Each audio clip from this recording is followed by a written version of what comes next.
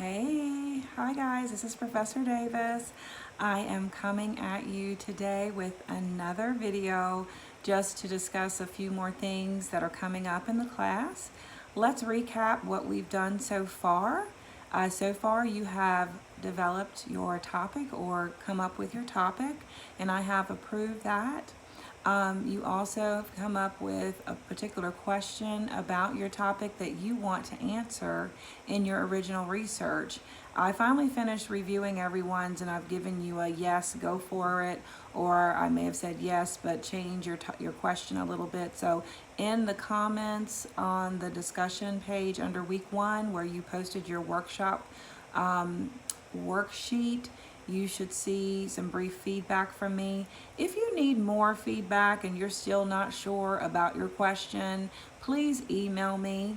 That is a great way to get in touch with me so I can help you through your particular situation in a quick manner. You also can post in the discussion, but know that I only go in the discussion once or twice a week. So if you need an answer pretty quick, I advise you to email me to say, hey, I'm really struggling, can you help me? I also take phone calls as well. I'm not setting up individual phone calls because again, there are 70 students in this class. So I'm doing my best to get to everyone, which is why I ask you all to support one another in the workshop groups. Everyone is in this together. I know it's a lot, but we're going to get through all of this and you will be successful. Now, right now, you should be working on your annotated bibliography. All of the resources that you need to write your annotated bibliography is under Course Materials Week 2, where I have posted some videos and specific written instructions on how to write your annotated bibliography. You are basically reviewing your 15 to 20 articles that you have collected about your topic, and you are providing a brief summary that highlights key things that you think you would want to include in your literature review about that particular article, and you are also giving a quick I guess your opinion about it, what you think about it in a paragraph. You're also going to format that particular reference in APA style. That way it's done. Because what you're going to do is you're going to take each of those references that you formatted and you're going to put it in a reference page at the end of your document, at the end of your paper when you are ready. Please know that those 15 to 20 resources that you are reviewing for your bibliography, 10 to 15 of those should be included in your paper. Okay, so I want to be clear about that. People are kind of confused. I think I may have accidentally posted a different number, but know that for your final paper, out of those 15 to 20 resources that you have reviewed for your annotated bibliography, 10 to 15 of them should be cited somewhere in your paper, particularly in the literature review and the discussion. Okay, so I hope y'all understand that. I know it can be confusing, but I think that once you start going, you'll understand that. Last week's video in week 2, I already talked to you about how to write your introduction. I also have written instructions. I believe it's under week 3 that you can review. And so that's coming up. So once you're finished with your annotated bibliography, go ahead and upload it and submit it to me and get started on your introduction, purpose of the study, research question. Remember, I talked about operational definitions, and then go into your lit review. All of that is one section of your paper, the first section of your paper. So go ahead and get started on that as soon as possible. That is due, the literature review, introduction literature review is due at the end of week 5. So we're in week 3 now, and are we in week 4? We're in week 3 right now, okay? So I'm sorry, guys. What week are we in? Okay. Give me a moment. I'm going to keep this running while I look at something really quick. I'm getting my weeks mixed up because we did start a week later, so I apologize for that. Just give me a minute. Sorry, this is not as professional. Okay, so here we go. Oh, yes.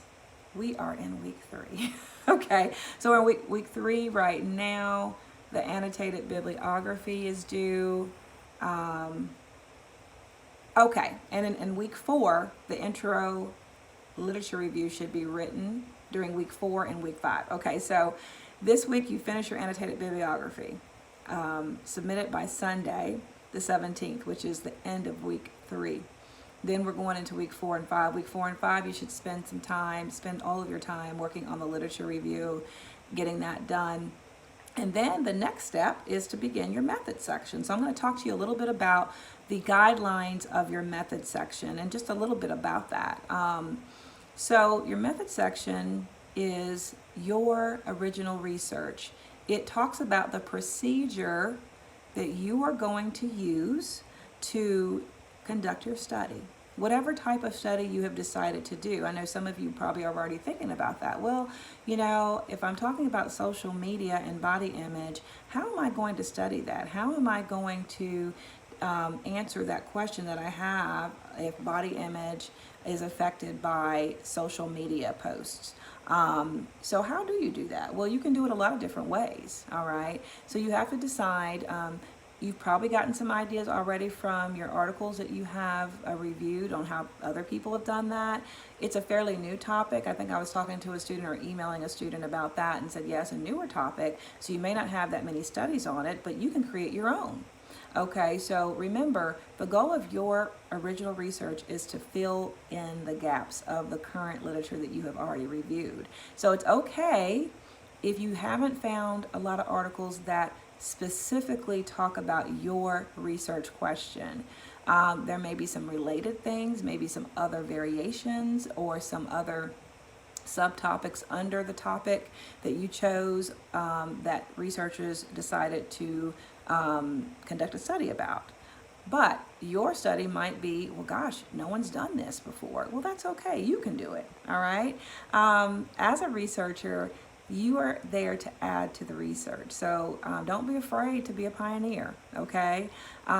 Another thought is you're not doing this for publication, so it doesn't have to be completely statistically sound. I want you to go through the process. The purpose of this class is to go through the process of conducting a research study from beginning to end.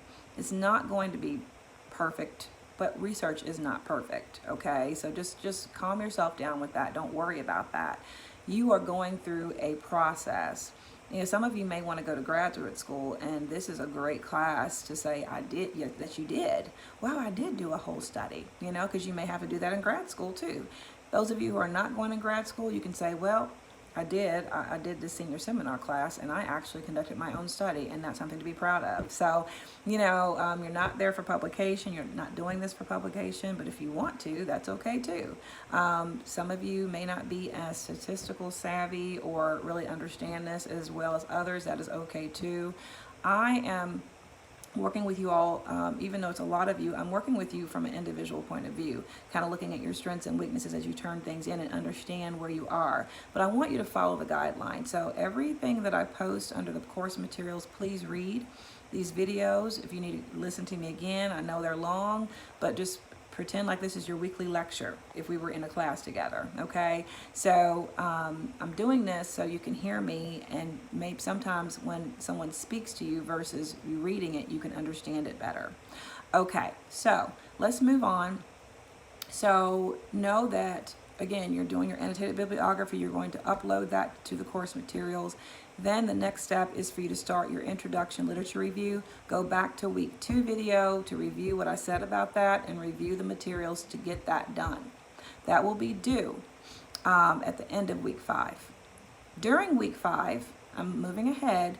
You even now start thinking about how you are going to conduct your study, because the methods section is a step-by-step instructions on how you conducted your study. What did you do?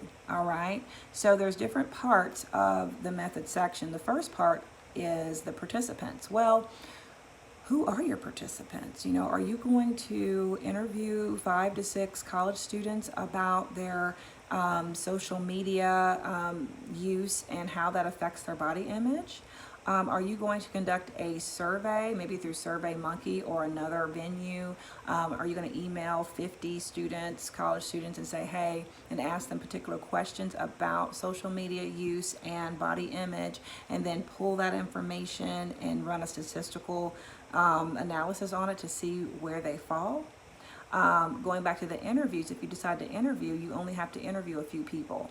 And then what you'll do is you'll do qualitative research. And with the qualitative research, you're going to analyze your interviews, your 5 or 6 interviews, and pull out themes and say, oh, well, 3 out of 5 of my participants said that the more they use social media, the more they worry about their body. Maybe they look at a lot of videos that have women who are a size 0, or maybe they post their pictures, and the more people that like it, then they feel better about it, but people don't like it, they feel worse.